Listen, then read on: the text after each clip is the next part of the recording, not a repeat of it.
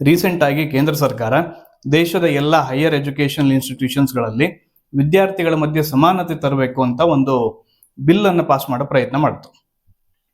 UGC regulations 2026 ಅಥವಾ UGC equity regulations 2026 ಅಥವಾ aunty discrimination rule 2026 ಈ ಮೂರು ಹೆಸರಲ್ಲಿ ಯಾವ ಹೆಸರಲ್ಲಿ ಬೇಕಾದ್ರೂ ಕರಿಬಹುದು.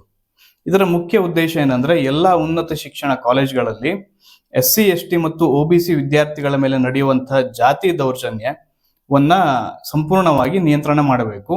ಯಾವುದೇ ರೀತಿ ವಿದ್ಯಾರ್ಥಿಗಳ ಮೇಲೆ, ಆ ಜಾತಿಗೆ ಸಂಬಂಧಪಟ್ಟ ವಿದ್ಯಾರ್ಥಿಗಳ ಮೇಲೆ ಡಿಸ್ಕ್ರಿಮಿನೇಷನ್ ನಡಿಬಾರದು, ಅದನ್ನು ಸಂಪೂರ್ಣವಾಗಿ ತಡೆಗಟ್ಟಬೇಕು ಅನ್ನೋ ಒಂದು ಉದ್ದೇಶದಿಂದ ಈ ಒಂದು ಬಿಲ್ ಅನ್ನ ಪಾಸ್ ಮಾಡೋ ಪ್ರಯತ್ನ ಮಾಡ್ತು. ಆದರೆ ಈ ವಿಷಯದಲ್ಲಿ ಕೇಂದ್ರ ಸರ್ಕಾರ ಅನ್ಕೊಂಡಂಗೆ ಆಗ್ಲಿಲ್ಲ. ಕೆಲವೇ ದಿನಗಳಲ್ಲಿ ಈ ಬಿಲ್ ಅನ್ನ ವಿರೋಧ ವ್ಯಕ್ತಪಡಿಸಿ ದೇಶಾದ್ಯಂತ ದೊಡ್ಡ ಪ್ರಮಾಣದಲ್ಲಿ ಹೋರಾಟಗಳು ನಡೆದವು. ಹೆಚ್ಚಾಗಿ ಉತ್ತರ ಭಾರತ ಮತ್ತು ಉತ್ತರ ಪ್ರದೇಶದಲ್ಲಿ ದೊಡ್ಡ ಪ್ರಮಾಣದಲ್ಲಿ ಜನರಲ್ ಕ್ಯಾಟಗರಿ ವಿದ್ಯಾರ್ಥಿಗಳಿಂದ ಪ್ರತಿಭಟನೆಗಳು ಬೃಹತ್ ಪ್ರಮಾಣದಲ್ಲಿ ನಡೆದವು. ಅದಾದ್ಮೇಲೆ ಸುಪ್ರೀಂ ಕೋರ್ಟ್ ಅಲ್ಲಿ ಪಿಟಿಷನ್ ಫೈಲ್ ಆಯಿತು. ಕೊನೆಗೆ ಸುಪ್ರೀಂ ಕೋರ್ಟ್ ಈ ಒಂದು ಬಿಲ್ ಅನ್ನ ಇಂಪ್ಲಿಮೆಂಟೇಷನ್ ಮಾಡೋದಕ್ಕೆ ಸ್ಟೇ ಅನ್ನ ಕೊಡ್ತು. ಸುಪ್ರೀಂ ಕೋರ್ಟ್ ಏನ್ ಹೇಳ್ತು ಅಂದ್ರೆ ಕೆಲವೊಂದಿಷ್ಟು ತಿದ್ದುಪಡಿಗಳನ್ನ ಈ ಬಿಲ್ ಅಲ್ಲಿ ಮಾಡಿ ಆಮೇಲೆ ಬನ್ನಿ ಅಂತ ಒಂದು ಆದೇಶವನ್ನ ಹೊರಡಿಸ್ತು. ಆದ್ರೆ ಈ ಬಿಲ್ ಈ ಸರಿ ಹೊಸದಾಗಿ ಮಾಡಿದ್ದಲ್ಲ, ಮುಂಚಿಂದನೂ ಇದ್ದಂತ ಬಿಲ್ ಇದು. ಆದ್ರೆ ಇಷ್ಟು ವರ್ಷ ಇಲ್ಲದೆ ಇರುವಂತ ವಿರೋಧ ಈ ಸಾರಿ ಇಷ್ಟು ದೊಡ್ಡ ಪ್ರಮಾಣದಲ್ಲಿ ವಿರೋಧ ವ್ಯಕ್ತ ಆಗೋಕೆ ಕಾರಣ ಆದ್ರೂ ಏನು? UGC ಬಿಲ್ಗೂ ರಾಜಕೀಯಕ್ಕೂ ಹಾಗೂ ಉತ್ತರ ಪ್ರದೇಶದ ಮುಖ್ಯಮಂತ್ರಿ ಆದಂತಹ ಯೋಗಿ ಆದಿತ್ಯನಾಥ್ ಅವರಿಗೂ ಏನ್ ಸಂಬಂಧ? ಯೋಗಿ ಆದಿತ್ಯನಾಥ್ ಅವರ ಹೆಚ್ಚುತ್ತಾ ಇರುವಂತಹ ಜನಪ್ರಿಯತೆಯನ್ನ ಕಡಿಮೆ ಮಾಡೋ ಉದ್ದೇಶ ಮೋದಿ ಮತ್ತು ಅಮಿತ್ ಶಾ ಅವರಿಗಿತ್ತ, ಅಥವಾ ಮುಂದಿನ ದಿನದಲ್ಲಿ ನಡೀಲಿಕ್ಕಿರುವಂತಹ ಎಲೆಕ್ಷನ್ಗಳ ವೋಟ್ ಬ್ಯಾಂಕ್ ಲೆಕ್ಕಾಚಾರ ಇದರಲ್ಲಿತ್ತ? ಇವೆಲ್ಲದರ ಬಗ್ಗೆ ಕಂಪ್ಲೀಟ್ ಆಗಿ ಮಾಹಿತಿ ಕೊಡುವಂತ ಪ್ರಯತ್ನ ಈ ವಿಡಿಯೋದಲ್ಲಿ ಮಾಡ್ತೀನಿ. ದಯವಿಟ್ಟು ಕೊನೆವರೆಗೆ ನೋಡಿ. UGC ಅಂದ್ರೆ ಯೂನಿವರ್ಸಿಟಿ ಗ್ರಾಂಟ್ಸ್ ಕಮಿಷನ್ ಅಂತ. ಪ್ರಪ್ರಥಮವಾಗಿ ಇದು ನಮ್ಮ ದೇಶದಲ್ಲಿ ಫಾರ್ಮ್ ಆಗಿದ್ದು 1945ರಲ್ಲಿ. ಆ ಸಂದರ್ಭದಲ್ಲಿ ದೇಶದ ಕೇವಲ 3 ವಿಶ್ವವಿದ್ಯಾಲಯಗಳನ್ನ ಮ್ಯಾನೇಜ್ ಮಾಡೋದಕ್ಕೆ ಈ ಒಂದು UGC ಕಮಿಟಿಯನ್ನ ಫಾರ್ಮ್ ಮಾಡಿದ್ರು. ಅಲಿಗರ್, ದಿಲ್ಲಿ ಮತ್ತು ಬನಾರಸ್ ವಿಶ್ವವಿದ್ಯಾಲಯಗಳು ಪ್ರಥಮವಾಗಿ UGC ಅಡಿಯಲ್ಲಿ ಬಂತು. ಅದಾಗಿ 1949ರಲ್ಲಿ ಡಾಕ್ಟರ್ ಸರ್ವಪಲ್ಲಿ ರಾಧಾಕೃಷ್ಣನ್ ಅವರು ಒಂದು ಸಜೆಷನ್ ಅನ್ನ ಕೊಡ್ತಾರೆ. ಅದೇನಂದ್ರೆ ದೇಶದಲ್ಲಿರುವಂತಹ ಎಲ್ಲಾ ವಿಶ್ವವಿದ್ಯಾಲಯಗಳನ್ನ ಒಂದು ಕಾಮನ್ ಬಾಡಿ ಅಡಿಯಲ್ಲಿ ತರಬೇಕು. ಸೊ ಅದರಿಂದ ದೇಶಾದ್ಯಂತ ಎಜುಕೇಶನ್ ಕ್ವಾಲಿಟಿಯನ್ನು ಮೇಂಟೈನ್ ಮಾಡೋದಕ್ಕೆ ಸಾಧ್ಯ ಆಗುತ್ತೆ. ಇದ್ರ ಬಗ್ಗೆ ವಿಚಾರ ಮಾಡಿ ಅಂತ ಒಂದು ಸಲಹೆಯನ್ನ ನೀಡ್ತಾರೆ. ಅದನ್ನ ಕನ್ಸಿಡರ್ ಮಾಡದಂತ ಅವಾಗಿನ ಸರ್ಕಾರ 1956ರಲ್ಲಿ UGC ಅನ್ನ ಫಾರ್ಮ್ ಮಾಡುತ್ತೆ. ಸೊ ಅದ್ರ ಪ್ರಕಾರ ದೇಶಾದ್ಯಂತ ಇರುವಂತ ಎಲ್ಲಾ ವಿಶ್ವವಿದ್ಯಾಲಯಗಳು UGC ಅಲ್ಲಿ ರಿಜಿಸ್ಟರ್ ಮಾಡಬೇಕು. ರಿಜಿಸ್ಟರ್ಡ್ ಆಗದೆ ಇರುವಂತಹ ಪ್ರೈವೇಟ್ ಕಾಲೇಜ್ಗಳು UGC ಅಡಿಯಲ್ಲಿ ರಿಜಿಸ್ಟರ್ ಆದಂತ ಯೂನಿವರ್ಸಿಟಿಗಳಲ್ಲಿ ತಮ್ಮನ್ನು ತಾವು ರಿಜಿಸ್ಟರ್ ಮಾಡ್ಕೊಳ್ಬೇಕು. ಅಲ್ಲಿಂದ ದೇಶದ ಯಾವುದೇ ಯೂನಿವರ್ಸಿಟಿಗಳಿಗೆ ಬರುವಂತ ಗ್ರಾಂಟ್ಸ್ಗಳು UGC ಮುಖಾಂತರ ಬರೋ ರೀತಿ ಆಯಿತು. ಪ್ರತಿಯೊಂದು ಕಾಲೇಜ್ಗಳಲ್ಲಿ, ಡಿಗ್ರಿ ಕಾಲೇಜ್ಗಳಲ್ಲಿ ನಡೆಯುವಂತ ಎಕ್ಸಾಮ್ಗಳು, ರಿಸರ್ಚ್ಗಳು, ಪ್ರತಿಯೊಂದು ಆಕ್ಟಿವಿಟೀಸ್ಗಳು UGC ಅಡಿಯಲ್ಲಿ ಬಂತು. ಇವತ್ತು ನಮಗೆಲ್ಲ ಕೊಡುವಂತ ಡಿಗ್ರಿ ಸರ್ಟಿಫಿಕೇಟ್ ಕೂಡ UGC ಇಂದಾನೆ ವೆರಿಫೈ ಆಗಿರುತ್ತೆ. UGC ಬಗ್ಗೆ ಸ್ವಲ್ಪ ಐಡಿಯಾ ಬಂತು ಅಂತ ಅನ್ಕೊಳ್ತೀನಿ. ಈಗ ಚರ್ಚೆ ಆಗ್ತಾ ಇರುವಂತ UGC ಬಿಲ್ ಅನ್ನ ಆಕ್ಚುಯಲ್ ಆಗಿ 2012ರಲ್ಲಿ ಜಾರಿಗೆ ಮಾಡಿದ್ರು. ಉನ್ನತ ಶಿಕ್ಷಣ ಕಾಲೇಜ್ಗಳಲ್ಲಿ ಅಂದ್ರೆ ಡಿಗ್ರಿ ಕಾಲೇಜ್ಗಳಲ್ಲಿ ವಿದ್ಯಾರ್ಥಿಗಳ ಮಧ್ಯೆ ಸಮಾನತೆಯನ್ನ ತರಬೇಕು ಅನ್ನೋ ಒಂದು ಉದ್ದೇಶದಿಂದ ಈ ಬಿಲ್ ಅನ್ನ 2012ರಲ್ಲಿ ದೇಶಾದ್ಯಂತ ಜಾರಿ ಮಾಡಿದ್ರು. ಅಲ್ಲಿವರೆಗೆ ಯಾವುದೇ ಕಾಲೇಜ್ಗಳಲ್ಲಿ ಕಾಸ್ಟ್ ಡಿಸ್ಕ್ರಿಮಿನೇಷನ್ ಅನ್ನ ತಡೆಗಟ್ಟೋಕೆ ಯಾವುದೇ ರೀತಿ ಕಾನೂನು ಇರಲಿಲ್ಲ. ಇದು ಕೇವಲ ಜಾತಿಗೆ ಮಾತ್ರ ಸೀಮಿತ ಆಗಿರ್ಲಿಲ್ಲ. ಇದರ ಅಡಿಯಲ್ಲಿ ಧರ್ಮ, ಹಾಕುವಂತ ಬಟ್ಟೆ, ಬಣ್ಣ, ಮಾತಾಡುವಂತ ಭಾಷೆ, ಫಿಸಿಕಲ್ ಡಿಸ್ಯಾಬಿಲಿಟೀಸ್ ಎಲ್ಲದೂ ಸೇರ್ಕೊಳ್ಳುತ್ತೆ. ಒಬ್ಬ ವಿದ್ಯಾರ್ಥಿಯನ್ನ ಇವ್ಯಾವುದರ ಅಡಿಯಲ್ಲೂ ಕೂಡ ಅವಹೇಳನ ಮಾಡೋದು ಅಥವಾ ನಿಂದನೆ ಮಾಡೋದು ಇತ್ಯಾದಿಗಳನ್ನ ಮಾಡೋದನ್ನ ಕಂಟ್ರೋಲ್ ಮಾಡೋದು ಈ ಬಿಲ್ಲಿನ ಮುಖ್ಯ ಉದ್ದೇಶ. ಅಂದ್ರೆ ಶಿಕ್ಷಣ ಪಡೆಯುವಂತ ವಿಚಾರದಲ್ಲಿ ಯಾರು ಮೇಲೂ ಅಲ್ಲ, ಯಾರು ಕೀಳು ಅಲ್ಲ ಅನ್ನೋದು ಈ ಒಂದು ಬಿಲ್ಲನ ಪ್ರಮುಖ ಅಂಶ. ಈ ಆಕ್ಟ್ ಪ್ರಕಾರ ಪ್ರತಿಯೊಂದು ಕಾಲೇಜಲ್ಲಿ ಆಂಟಿ ಡಿಸ್ಕ್ರಿಮಿನೇಷನ್ ಆಫೀಸರ್ ಅಂತ ಇರಬೇಕು. ಈಕ್ವಲ್ ಆಪರ್ಚುನಿಟಿ ಸೆಲ್ ಮಾಡಬೇಕು. ಯಾರಿಗಾದ್ರೂ ಅವರ ಜಾತಿ, ಹಾಕುವಂತ ಬಟ್ಟೆ, ಧರ್ಮ ಅಥವಾ ಮಾತಾಡುವಂತ ಭಾಷೆ ಅಥವಾ ಜೆಂಡರ್ ಅಥವಾ ಅವರ ಫಿಸಿಕಲ್ ಡಿಸ್ಯಾಬಿಲಿಟಿಗಳು ಏನಾದ್ರು ಇದ್ರೆ ಅದ್ರ ಮೇಲೆ ಯಾರಾದ್ರೂ ಅವಹೇಳನ ಮಾಡಿದ್ರೆ ಆ ಕಂಪ್ಲೇಂಟ್ಗಳನ್ನ ಈ ಕಮಿಟಿ ಅವರು ವೆರಿಫಿಕೇಶನ್ ಮಾಡಬೇಕು. ಅಷ್ಟೇ ಅಲ್ಲದೆ 60 ದಿವಸದಲ್ಲಿ ಕಂಪ್ಲೇಂಟ್ ಬಂದ ನಂತರ 60 ದಿನಗಳಲ್ಲಿ ಅದರ ಬಗ್ಗೆ ಏನು ಅಂತ ಸೂಕ್ತ ಕ್ರಮವನ್ನ ಕೈಗೊಳ್ಳಬೇಕು. ಇವಿಷ್ಟು ಪ್ರಮುಖವಾಗಿ 2012ರ ಬಿಲ್ ಅಲ್ಲಿ ಇನ್ಕ್ಲೂಡ್ ಆಗಿತ್ತು. ಆದರೆ ಕೆಲವೊಂದಿಷ್ಟು ವಿಷಯಗಳು ಆ ಬಿಲ್ ಅಲ್ಲಿ ಕ್ಲಿಯರ್ ಆಗಿರ್ಲಿಲ್ಲ. ಫಾಲ್ಸ್ ಕಂಪ್ಲೇಂಟ್ಗಳು ಅಂದ್ರೆ ಸುಳ್ಳು ಕಂಪ್ಲೇಂಟ್ಗಳು ಬಂದ್ರೆ ಅದನ್ನ ಯಾವ ರೀತಿ ಹ್ಯಾಂಡಲ್ ಮಾಡಬೇಕು, ಅದರಲ್ಲಿ ತಪ್ಪು ಮಾಡಿದವರಿಗೆ ಯಾವ ರೀತಿ ಶಿಕ್ಷೆಗಳು ಅಥವಾ ಅದಕ್ಕೆ ಏನಂತ ಕ್ರಮ ತಗೊಳ್ಬೇಕು ಅನ್ನೋದ್ರ ಬಗ್ಗೆ ಯಾವುದೇ ರೀತಿ ಗೈಡ್ಲೈನ್ಸ್ ಇರಲಿಲ್ಲ ಒಂದು. ಮತ್ತೊಂದು, ಈ ರೀತಿ ಕಂಪ್ಲೇಂಟ್ಗಳನ್ನ ಕ್ಯಾಂಪಸ್ ಒಳಗಡೆ ಇರುವಂತಹ ಆ ಸೆಲ್ ಅವ್ರು ಮಾತ್ರ ವೆರಿಫೈ ಮಾಡಿ ಏನೊಳ್ಳಿ ಡಿಸಿಷನ್ ಕೊಡಬೇಕಿತ್ತು, ಹೊರತು ಯಾವುದೇ ರೀತಿ ಎಕ್ಸ್ಟರ್ನಲ್ ಅಥಾರಿಟಿಗಳು, ಹೊರಗಿನ ಯಾವುದೇ ಅಥಾರಿಟಿಗಳು ಈ ಒಂದು ವಿಷಯದಲ್ಲಿ ಮೂಗು ತೂರಿಸುವಂತ ಅವಕಾಶ ಇರಲಿಲ್ಲ. ಇಷ್ಟೆಲ್ಲ ಪಾಯಿಂಟ್ಸ್ಗಳನ್ನ ಸೇರಿ 2012ರಲ್ಲಿ ಈ ಬಿಲ್ ಅನ್ನ ಮಾಡಿದ್ರು. ಇದನ್ನ ಜಾರಿಗೆ ತಂದ ಮೇಲೂ ಕೂಡ ದೇಶದ ಬೇರೆ ಬೇರೆ ಭಾಗದ ವಿಶ್ವವಿದ್ಯಾಲಯಗಳು, ಕಾಲೇಜ್ಗಳಲ್ಲಿ ಈ ಜಾತಿ ನಿಂದನೆ ಅಂದ್ರೆ ಡಿಸ್ಕ್ರಿಮಿನೇಷನ್ ಇಂದಾಗಿ ಬೇಸತ್ತು ಆತ್ಮಹತ್ಯೆ ಮಾಡಿಕೊಳ್ಳುವಂತ ಕೇಸ್ಗಳು ಪದೇ ಪದೇ ನಡೀತಾ ಇತ್ತು. ಈವನ್ IIT, IIM ಗಳಂತ ಇನ್ಸ್ಟಿಟ್ಯೂಷನ್ಸ್ಗಳು ಕೂಡ ಈ ರೀತಿ ಘಟನೆಗಳು ನಡೆದಿರುವಂತ ಉದಾಹರಣೆಗಳಿದೆ. ಇದನ್ನೆಲ್ಲ ಅಬ್ಸರ್ವ್ ಮಾಡಿದಂತ ಸುಪ್ರೀಂ ಕೋರ್ಟ್ UGCಗೆ ಒಂದು ಆದೇಶ ನೀಡುತ್ತೆ.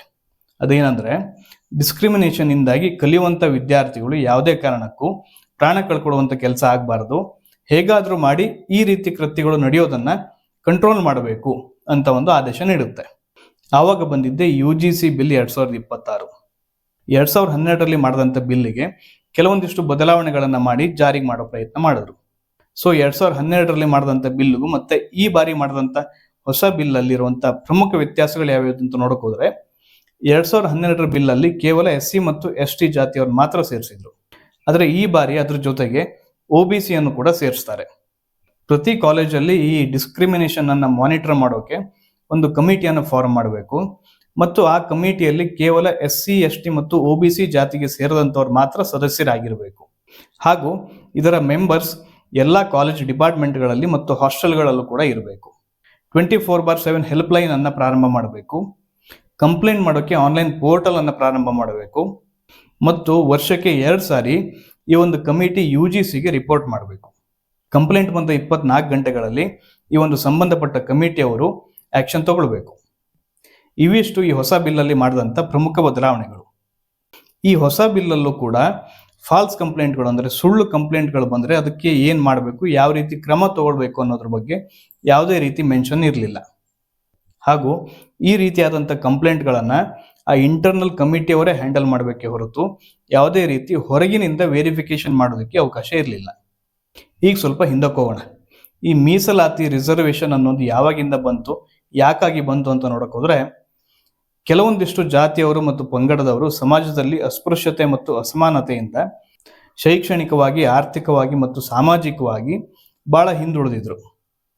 ಅವರ ಜೀವನ ಬಹಳ ಕೆಳಮಟ್ಟದಲ್ಲಿತ್ತು.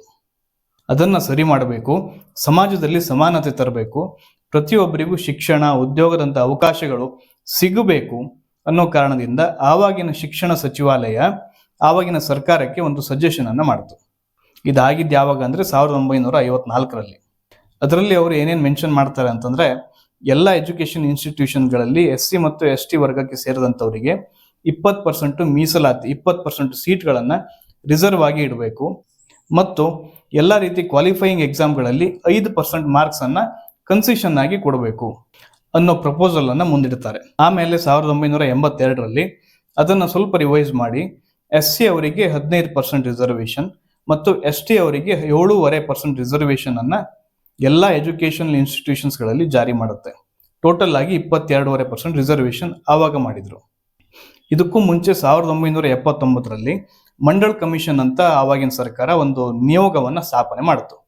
ಅದ್ರ ಉದ್ದೇಶ ಏನಾಗಿತ್ತು ಅಂದ್ರೆ, SC ಮತ್ತು ST ಅವರನ್ನ ಹೊರತುಪಡಿಸಿ ಬೇರೆ ಹಿಂದುಳಿದ ಜಾತಿಗಳಲ್ಲಿ ಸಾಮಾಜಿಕವಾಗಿ, ಆರ್ಥಿಕವಾಗಿ ಹಿಂದುಳಿದವರನ್ನ ಸರ್ವೆ ಮಾಡಿ ಹುಡುಕ್ಬೇಕು ಹಾಗೂ ಅಂಥವರಿಗೂ ಕೂಡ ರಿಸರ್ವೇಶನ್ ನಲ್ಲಿ ಅವಕಾಶ ಕೊಡಬೇಕು ಅನ್ನೋದು ಆವಾಗಿನ ಸರ್ಕಾರದ ಉದ್ದೇಶ ಆಗಿತ್ತು. ಆದ್ರಿಂದ ಮಂಡಲ್ ಕಮಿಷನ್ ಅನ್ನೋ ಒಂದು ಬಾಡಿಯನ್ನ ಫಾರ್ಮ್ ಮಾಡುತ್ತೆ. SC ಮತ್ತು ST ಅವರನ್ನ ಹೊರತುಪಡಿಸಿ ಉಳಿದಂತೆ ಹಿಂದುಳಿದಂತ ವರ್ಗದವರನ್ನ OBC ಅಂತ ಕರೆದ್ರು, ಅದರ್ ಬ್ಯಾಕ್ವರ್ಡ್ ಕ್ಲಾಸಸ್ ಅಂತ. ಆವಾಗ ಮಂಡಲ್ ಕಮಿಷನ್ ಅವ್ರ ಹತ್ರ OBC ಅವರ ಟೋಟಲ್ ಪಾಪ್ಯುಲೇಷನ್ನಿನ ಪಕ್ಕಾ ಲೆಕ್ಕಾಚಾರ ಇರಲಿಲ್ಲ. ಸೊ ಅವಾಗ ಅವ್ರು ಏನ್ ಮಾಡ್ತಾರೆ ಅಂದ್ರೆ, 1931ರಲ್ಲಿ ನಡೆದಂತ ಜನಗಣತಿಯನ್ನ ಆಧಾರವಾಗಿಟ್ಟುಕೊಂಡು ಟೋಟಲ್ ಆಗಿ 52% ಜನರು OBC ವರ್ಗಕ್ಕೆ ಸೇರಿದವರು ಆಗಿದ್ದಾರೆ ಅಂತ ಒಂದು ರಿಪೋರ್ಟ್ ಅನ್ನ ಕೊಡುತ್ತೆ. ಅದರ ಪ್ರಕಾರ 27% ರಿಸರ್ವೇಶನ್ ಅನ್ನ OBC ವರ್ಗದವರಿಗೆ ಸರ್ಕಾರ ಮೀಸಲು ಮಾಡುತ್ತೆ. 2006ರಲ್ಲಿ OBC ಅವರ ರಿಸರ್ವೇಶನ್ ಅನ್ನ ದೇಶದ ಎಲ್ಲಾ ಉನ್ನತ ಶಿಕ್ಷಣ ಕಾಲೇಜ್ಗಳಲ್ಲಿ ಜಾರಿಯಾಗುವ ರೀತಿ ಒಂದು ಆದೇಶವನ್ನು ಸರ್ಕಾರ ಮಾಡುತ್ತೆ. ಅದಾದ್ಮೇಲೆ 2019ರಲ್ಲಿ ಮೋದಿ ಸರ್ಕಾರ ಆರ್ಥಿಕವಾಗಿ ಹಿಂದುಳಿದಂತಹ ಜನರಲ್ ಕ್ಯಾಟಗರಿಯಲ್ಲಿ ಬರುವಂತಹ ವಿದ್ಯಾರ್ಥಿಗಳಿಗೆ ಒಂದು ರಿಸರ್ವೇಶನ್ ಕೊಡಬೇಕು ಅಂತ EWS ಅಂತ ಒಂದು ಸಪರೇಟ್ ಕ್ಯಾಟಗರಿ ಮಾಡಿ ಅದಕ್ಕೆ ಅಂತವರಿಗೆ 10% ರಿಸರ್ವೇಶನ್ ಅನ್ನ ಜಾರಿ ಮಾಡುತ್ತೆ. ಅದು ಪ್ರಾಕ್ಟಿಕಲ್ ಆಗಿ ಎಷ್ಟು ಮಟ್ಟಿಗೆ ಜಾರಿಯಾಗಿದೆ ಅನ್ನೋದು ನಮಗೆಲ್ಲ ಗೊತ್ತೇ ಇದೆ.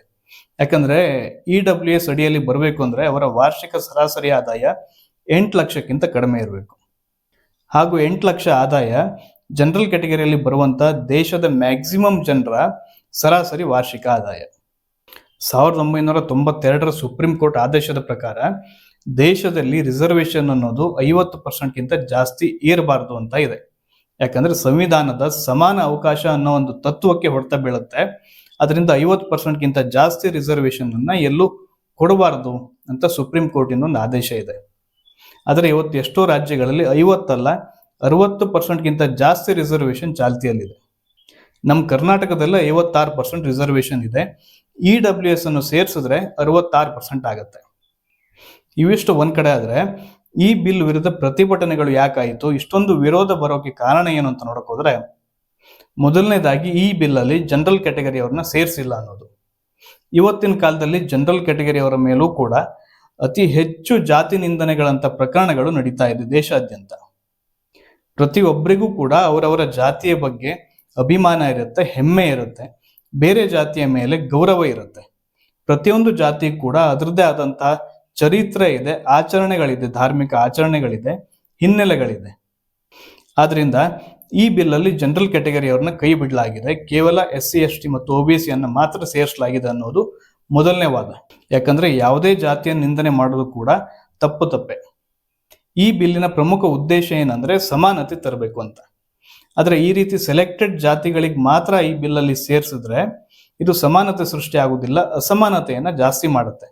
ಪರಸ್ಪರ ವಿದ್ಯಾರ್ಥಿಗಳಲ್ಲಿ ಮಕ್ಕಳಲ್ಲಿ ದ್ವೇಷ ಹುಟ್ಟಿಸುವಂತ ಕೆಲಸ ಆಗುತ್ತೆ ಹೊರತು ಸಮಾನತೆ ಅನ್ನೋದು ಬರೋದಿಲ್ಲ. ಎರಡನೇದಾಗಿ ಫಾಲ್ಸ್ ಕಂಪ್ಲೇಂಟ್ಗಳು, ಸುಳ್ಳು ಕಂಪ್ಲೇಂಟ್ಗಳು ಬಂದ್ರೆ ಏನ್ ಮಾಡಬೇಕು, ಯಾವ ರೀತಿ ಕ್ರಮ ತಗೊಳ್ಬೇಕು ಅನ್ನೋದ್ರ ಬಗ್ಗೆ ಈ ಬಿಲ್ ಅಲ್ಲೂ ಕೂಡ ಯಾವುದೇ ರೀತಿ ಮೆನ್ಷನ್ ಮಾಡಿಲ್ಲ. ಯಾವ್ದಾದ್ರು ವಿದ್ಯಾರ್ಥಿ ಬೇರೆ ಯಾವ್ದೊಂದು ವಿದ್ಯಾರ್ಥಿ ಮೇಲೆ ಯಾವುದೋ ವೈಯಕ್ತಿಕ ಕಾರಣಕ್ಕೋ ಅಥವಾ ಬೇರೆ ಯಾವುದೋ ಮನಸ್ತಾಪದ ಕಾರಣವನ್ನು ಇಟ್ಕೊಂಡು ಜಾತಿ ನಿಂದನೆ ಅಂತ ಕೇಸನ್ನ, ಸುಳ್ಳು ಕೇಸನ್ನ ಮಾಡಿದ್ರೆ ಏನ್ ಮಾಡಬೇಕು, ಅದ್ರ ಬಗ್ಗೆ ಏನ್ ಕ್ರಮ ತಗೊಳ್ಬೇಕು ಅನ್ನೋದ್ರ ಬಗ್ಗೆ ಯಾವುದೇ ರೀತಿ ಗೈಡ್ಲೈನ್ಸ್ ಅನ್ನ ಈ ಬಿಲ್ ಅಲ್ಲೂ ಮೆನ್ಷನ್ ಮಾಡಿಲ್ಲ. ಯಾಕಂದ್ರೆ ಆ ರೀತಿ ಆದಂತ ಪ್ರಕರಣಗಳು ಕೂಡ ನಮ್ಮ ದೇಶಾದ್ಯಂತ ಬಹಳ ಸಿಗ್ತವೆ. ಮೂರನೇದು ಇಕ್ವಿಟಿ ಕಮಿಟಿ ಅಂತ ಏನ್ ಫಾರ್ಮ್ ಮಾಡ್ಬೇಕಂತ ಮೆನ್ಷನ್ ಮಾಡಿದ್ದಾರೆ. ಆ ಕಮಿಟಿಯಲ್ಲಿ SC ST ಮತ್ತು OBC ವರ್ಗಕ್ಕೆ ಸೇರಿದವರು ಮಾತ್ರ ಇರಬೇಕು ಅನ್ನೋ ಒಂದು ರೂಲ್ಸ್ ಅನ್ನ ಮಾಡಿದ್ರು. ಈ ಇಕ್ವಿಟಿ ಕಮಿಟಿ ಮುಂದೆ ಬರುವಂತ ಕಂಪ್ಲೇಂಟ್ಗಳು ಕೂಡ ಕೇವಲ ಡಿಸ್ಕ್ರಿಮಿನೇಷನ್ಗೆ ಸಂಬಂಧಪಟ್ಟಂತ ಕಂಪ್ಲೇಂಟ್ಗಳಾಗಿರುತ್ತೆ. ಹಾಗಾದಾಗ ಕೇವಲ ರಿಸರ್ವ್ಡ್ ಕ್ಯಾಟಗರಿಯಲ್ಲಿ ಬರುವಂತವ್ರನ್ನ ಮಾತ್ರ ಈ ಕಮಿಟಿಯಲ್ಲಿ ಸದಸ್ಯರನ್ನಾಗಿ ಮಾಡೋದ್ರಿಂದ ಇದು ಒನ್ ಸೈಡೆಡ್ ಕಮಿಟಿ ಆಗುತ್ತೆ. ಪ್ರಾಮಾಣಿಕವಾಗಿ ವೆರಿಫಿಕೇಶನ್ಗಳು ಆಗದೆ ಇರುವಂತ ಸಾಧ್ಯತೆಗಳು ಜಾಸ್ತಿ ಇರುತ್ತೆ. ಆದ್ರಿಂದ ಈ ಕಮಿಟಿಯಲ್ಲಿ ಜನರಲ್ ಕ್ಯಾಟಗರಿ ಅವ್ರನ್ನ ಸೇರಿಸಬೇಕು ಅನ್ನೋದು ಮೂರನೇ ವಾದ. ಇವಿಷ್ಟು ಈ ಬಿಲ್ ಅನ್ನ ವಿರೋಧ ಮಾಡೋದಕ್ಕೆ ಇರುವಂತ ಪ್ರಮುಖ ಕಾರಣಗಳು. ಇದರ ಬಗ್ಗೆ ದೇಶಾದ್ಯಂತ, ಅದರಲ್ಲೂ ಪ್ರಮುಖವಾಗಿ ಉತ್ತರ ಭಾರತ ಮತ್ತು ಉತ್ತರ ಪ್ರದೇಶದಲ್ಲಿ ದೊಡ್ಡ ಪ್ರಮಾಣದಲ್ಲಿ ಹೋರಾಟಗಳು ನಡೆದವು. ಜನವರಿ 27-28ಕ್ಕೆ ಈ ಬಿಲ್ ಅನ್ನ ವಿರೋಧ ಮಾಡಿ ಸುಪ್ರೀಂ ಕೋರ್ಟ್ ಅಲ್ಲಿ ಪಿಟಿಷನ್ ಫೈಲ್ ಆಯಿತು. ವಾದ ವಿವಾದಗಳನ್ನ ಆಲಿಸಿದಂತ ಸುಪ್ರೀಂ ಕೋರ್ಟ್ ಕೂಡ ಈ ಬಿಲ್ ಅಲ್ಲಿ ತಿದ್ದುಪಡಿ ತರಬೇಕು, ಇದರಿಂದ ಪ್ರಯೋಜನ ಆಗೋದಕ್ಕಿಂತ ಜಾಸ್ತಿ ದುರುಪಯೋಗ ಆಗುವಂತ ಸಾಧ್ಯತೆಗಳು ಜಾಸ್ತಿ ಕಾಣಿಸ್ತಾ ಇದೆ, ಆದ್ರಿಂದ ಇದನ್ನ ತಿದ್ದುಪಡಿ ಮಾಡಿ ಬನ್ನಿ ಅಂತ ಆದೇಶ ಕೊಡುತ್ತೆ. ಫೈನಲ್ ಆಗಿ ಜನವರಿ 29ಕ್ಕೆ ಈ ಬಿಲ್ ಅನ್ನ ಇಂಪ್ಲಿಮೆಂಟೇಷನ್ ವಿರುದ್ಧ ಸ್ಟೇ ಕೊಡುತ್ತೆ. ಹಾಗಾದ್ರೆ ಇವತ್ತಿನ ದಿನಮಾನದಲ್ಲಿ ಶಾಲೆ ಕಾಲೇಜ್ಗಳಲ್ಲಿ ಜಾತಿಯನ್ನ ತರೋದು ನಿಜವಾಗ್ಲೂ ಅವಶ್ಯಕತೆ ಇದೆಯಾ? ನಮಗ್ ನಾವೇ ಪ್ರಶ್ನೆ ಹಾಕೊಂಡ್ರೆ ನಿಜವಾಗ್ಲೂ ಅದರ ಅವಶ್ಯಕತೆ ಕಾಣೋದಿಲ್ಲ. ಮಕ್ಕಳು, ವಿದ್ಯಾರ್ಥಿಗಳು ಶಾಲೆಗೆ ಹೋಗೋದು ಶಿಕ್ಷಣ ಪಡೆಯೋಕೆ, ಜ್ಞಾನಾರ್ಜನೆಯನ್ನು ಮಾಡ್ಕೊಳ್ಳೋಕೆ, ನಾಲೆಜ್ ಗೇನ್ ಮಾಡ್ಕೊಳ್ಳೋಕೆ, ಮುಂದೆ ಅವರವರ ಆಸಕ್ತಿ ಕ್ಷೇತ್ರದಲ್ಲಿ ಮುಂದುವರೆದು ಉದ್ಯೋಗ ಮಾಡಿಕೊಂಡು ದುಡಿಮೆ ಮಾಡಿ ಅವ್ರು ಬದುಕುವಂತ ಸಮಾಜಕ್ಕೆ, ಕುಟುಂಬಕ್ಕೆ ಒಂದು ಒಳ್ಳೆ ಹೆಸರು ತರೋ ರೀತಿ ಬದುಕಬೇಕು ಅನ್ನೋದು ಶಿಕ್ಷಣದ ಮೂಲ ಉದ್ದೇಶ. ಆದರೆ ಶೈಕ್ಷಣಿಕ ಸ್ಥಳಗಳಲ್ಲಿ ಜಾತಿ ತಂದು ಬೆಳೆಯೋ ಮಕ್ಕಳಲ್ಲಿ, ಓದೋ ಮಕ್ಕಳಲ್ಲಿ ನಾವು ಆ ಜಾತಿ, ಅವ್ರು ಈ ಜಾತಿ, ನಾವು ಮೇಲು ಅವ್ರ ಕೀಳು ಅಂತ ಅನ್ಕೊಂಡು ಇನ್ನು ಎಷ್ಟು ವರ್ಷಗಳ ಕಾಲ ಸಮಾಜದಲ್ಲಿ ಸಮಾನತೆಯ ಹೆಸರಲ್ಲಿ ಜನರನ್ನ ಡಿವೈಡ್ ಮಾಡೋ ಕೆಲಸ ನಡೆಯುತ್ತೋ ಗೊತ್ತಿಲ್ಲ. ಎಲ್ರಿಗೂ ಸಮಾನವಾದಂತ ನಿಯಮಗಳನ್ನು ಜಾರಿಗೆ ಮಾಡಿದ್ರೆ ಯಾರಿಗೂ ಸಮಸ್ಯೆ ಆಗೋದಿಲ್ಲ. ಈ ಬಿಲ್ ಅಲ್ಲಿ ಮತ್ತೊಂದು ಚರ್ಚೆ ಕೂಡ ನಡೀತಾ ಇದೆ. ಇದನ್ನ ಪಾಲಿಟಿಕಲ್ ಆಂಗಲ್ ಅಲ್ಲಿ ನೋಡಕ್ ಹೋದ್ರೆ ಉತ್ತರ ಪ್ರದೇಶದ ಮುಖ್ಯಮಂತ್ರಿ ಆದಂತ ಯೋಗಿ ಆದಿತ್ಯನಾಥ್ ಅವರ ಜನಪ್ರಿಯತೆ ದಿನ ದಿನ ಹೋದಾಗಿ ದೇಶಾದ್ಯಂತ ಹೆಚ್ಚಾಗ್ತಾ ಇದೆ. ಸರಿಯಾಗಿ ಗಮನಿಸಿದ್ರೆ ನರೇಂದ್ರ ಮೋದಿ ಅವರ ವರ್ಚಸ್ಸು ಅವರ ಮೊದಲ 2 ಟರ್ಮ್ ಅಲ್ಲಿ ಇದ್ದಷ್ಟು ಈಗ ಇಲ್ಲ ಅಂತ ಹೇಳಿದ್ರೆ ತಪ್ಪಾಗಲ್ಲ. ನೆಕ್ಸ್ಟ್ ಬಿಜೆಪಿಯ ಪ್ರಧಾನ ಮಂತ್ರಿ ಅಭ್ಯರ್ಥಿ ಯೋಗಿ ಆದಿತ್ಯನಾಥ್ ಅವರೇ ಆಗ್ಬೇಕು ಅನ್ನೋದು ದೇಶದ ಬಹಳ ಜನರ ಅಪೇಕ್ಷೆ ಕೂಡ ಆಗಿದೆ. ಒಂದು ಮಾತಿದೆ, ರಾಜಕೀಯದಲ್ಲಿ ಯಾರು ಮಿತ್ರನೂ ಅಲ್ಲ, ಯಾರು ಶತ್ರುನೂ ಅಲ್ಲ ಅಂತ. ಮುಂದಿನ ವರ್ಷ ಅಂದ್ರೆ 2027ರಲ್ಲಿ ಉತ್ತರ ಪ್ರದೇಶದಲ್ಲಿ ಎಲೆಕ್ಷನ್ ಇದೆ. ಮುಂಚಿಂದನೂ ಕೂಡ ಜನರಲ್ ಕ್ಯಾಟಗರಿಯಲ್ಲಿ ಬರುವಂತವ್ರು ಅಂದ್ರೆ ಮೇಲ್ವರ್ಗದವರು ಅಂತ ಯಾರನ್ನ ಗುರುತಿಸಿ ಕರೆಯಲಾಗುತ್ತೋ ಅವರು ಬಿಜೆಪಿ ಸಪೋರ್ಟರ್ಸ್ ಅಂತ ಹೇಳಲಾಗತ್ತೆ.